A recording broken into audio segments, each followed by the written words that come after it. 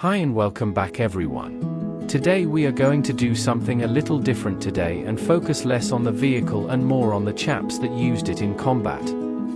Today's model is 1/35th scale Willys Jeep from Tamiya, complete with crew and more optional accessories than you can shake a sprue offcut at.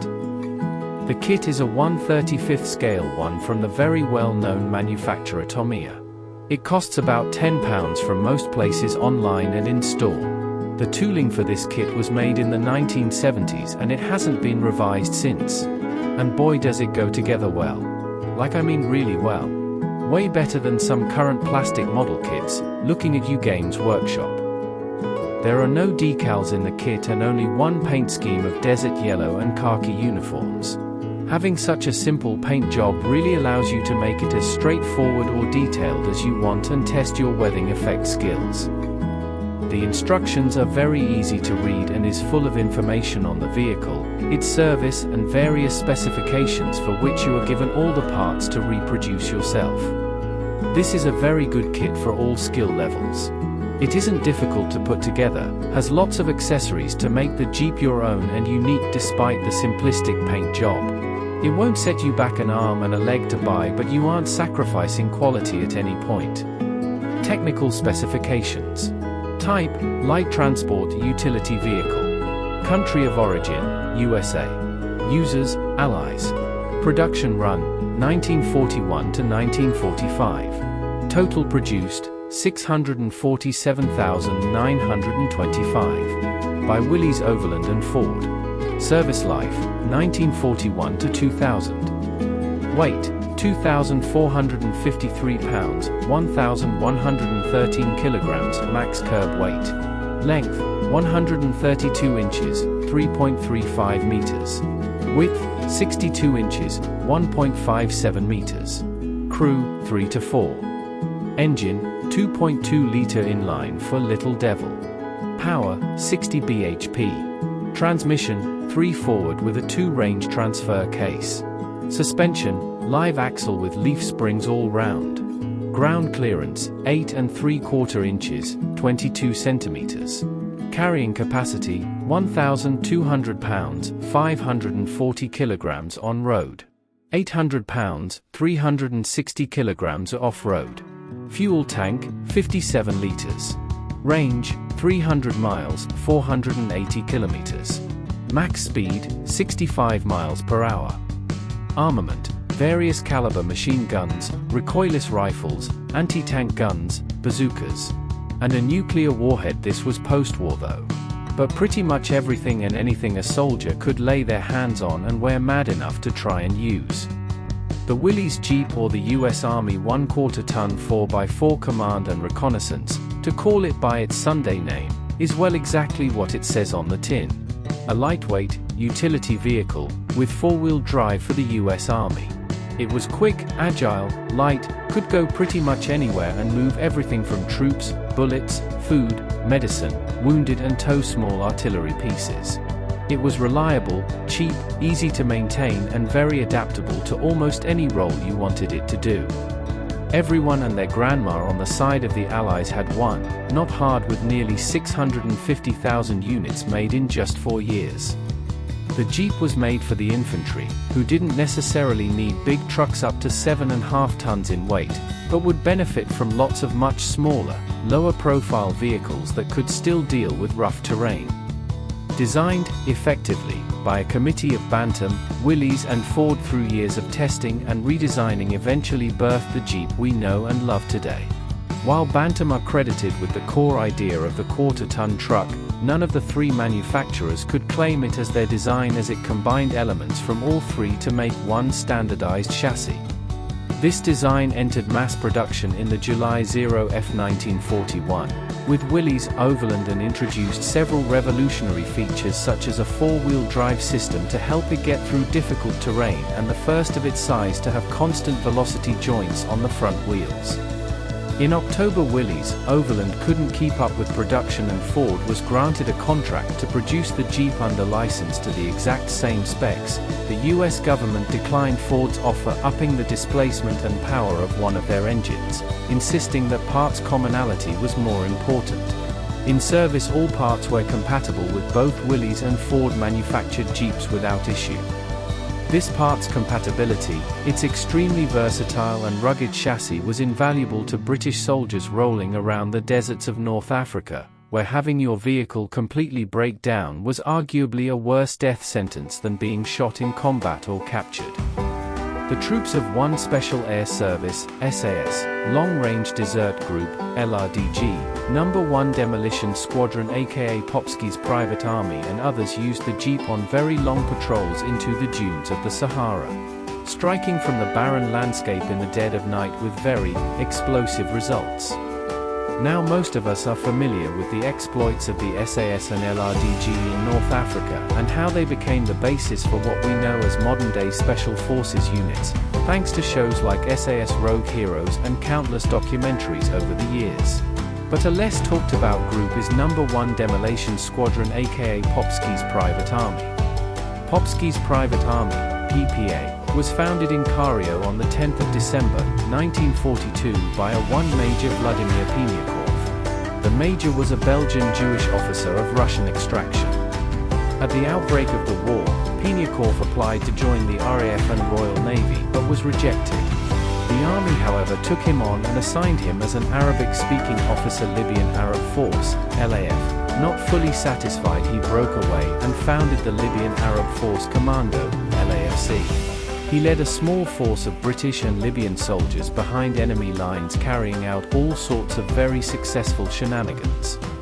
Piniakov returned to Cairo in the middle of 1942 and was offered a position in the LRDG top return the same area he was just operating in and continue raiding.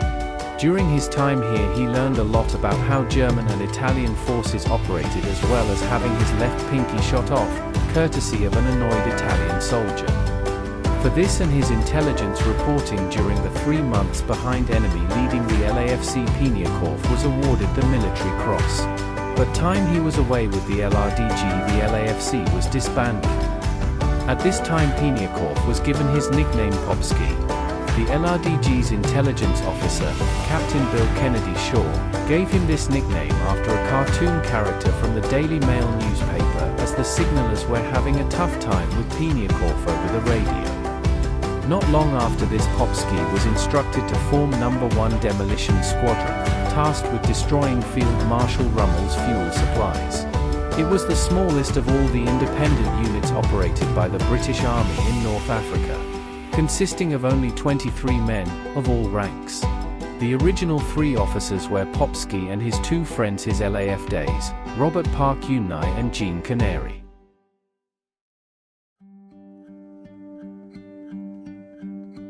The unit got its cover name when the officer commanding raiding operations got annoyed at Popski's amount of, how can I put this, faffing about. Eventually he turned around and said, "You had better find a name quick or we shall call you Popski's Private Army." To which Popski replied, "I'll take it. Sorry but a bit of a Chad move there, but boy you can totally tell Popski was educated in Britain, can't you?" Anyway, the PPA was unusual in that all officers joining were reverted back to lieutenant and all NCOs back to private. But everything was ran in very informal manner. Everyone ate together, no saluting, no drill. Everyone had a job and was expected to just crack on with it. Failure to carry out your job, however small the mistake, was met with being returned to unit.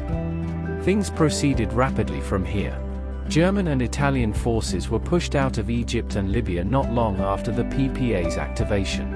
The PPA with the LRDG on a joint patrol found path that allowed General Montgomery to outflank the German defensive positions along the Mareth line. The PPA were among the first units of the westward advancing 8th Army to link up with the British 1st Army and American 2nd Corps who were moving from the east in early 1943. The PPA conducted multiple raiding and reconnaissance operations around the time of the Battle of Kasserine Pass, including the surrender of some 600 Italian troops. Summer 1943 was spent in Algeria and Tunisia recruiting and training recruits from the SAS, LRDG, Commandos and Royal Armoured Corps for operations in Italy, swelling the unit's numbers to a whopping 35 men, of all ranks split into 2 fighting patrols and a small HQ. After experimenting with the 1st Airborne Division's gliders to deliver them and their jeeps behind enemy lines on the Isle of Sicily only to have their part of the plan scrubbed at the last moment. September 1943, an advanced PPA patrol sailed on the USS Boise to Taranto, discovering an undiscovered weakness of the 1st German Parachute Division, whom were opposing the British 1st Airborne Division. I cannot find out what this weakness was, so let's assume it was the secret weapon of British war fighting known as shenanigans and/or skullduggery. This success allowed Popski to expand the unit to 80 men of all ranks. Split into 3 fighting patrols of 18 men in 6 jeeps and an HQ of 4 jeeps, and given a large amount of freedom to operate how they saw fit. Armed with 50 and 30 calories machine guns, and more explosives than you could shake a smoking pipe at. The men were trained to an extremely high standards to deal with any situation. Parachute, amphibious and mountainous operations, demolition, counter-demolition, reconnaissance and intelligence gathering. No job was too tough for the PPA. However, around 100 men were regularly deployed during the Italian campaign, many of which were most likely liaison and support staff from other branches, including one particular RAF liaison officer going by the name of Sir Christopher Lee. Yes, that Christopher Lee. Dracula and Lord Saruman Christopher Lee. Of course, gaining the Sir later in life. Lee was attached to the unit and, from what I can tell, radioed back to the RAF with locations for bombing runs on the back of PPA clandestine reconnaissance missions. Whether he was on the front line with the PPA, like modern Joint Terminal Attack Controllers, JTAC, do, or a little further back is a matter up for debate, but still a rather cool little fact. The build-up to D-Day depleted the ranks of the PPA, but they still went around messing with the Germans, tricking them into thinking the PPA was much bigger than it was. Several operations used DUKWs, an amphibious truck, and RCLs, a larger landing craft, manned by 7 chaps from the Royal Engineers, and became affectionately known as Popski's Private Navy. The PPA fought through the bitter winter of 1944 to 1945, often ahead of regular forces, locating targets for Allied bombing raids, chasing Germans out of rear areas, saved bridges from being blown up, captured prisons and guns, and took the surrender of an entire garrison at Chioggia. During the active service, the PPA worked alongside multiple clandestine units such as the SAS LRDG, No. 1 Special Force of the Special Operations Executive, Phantom, Force, and the Office of Strategic Services, aka the CIA, as well as collecting all manner of strays.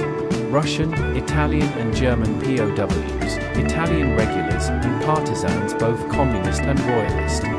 Popski earned a Distinguished Service Order, DSO, in November 1944, during joint operations with the 27th Lancers and Italian partisans of the 28th Garibaldi Brigade, to liberate Ravenna. Shortly afterwards, he lost the rest of his left hand to a rifle grenade from a very annoyed German, finishing off what the Italians failed to do in Africa.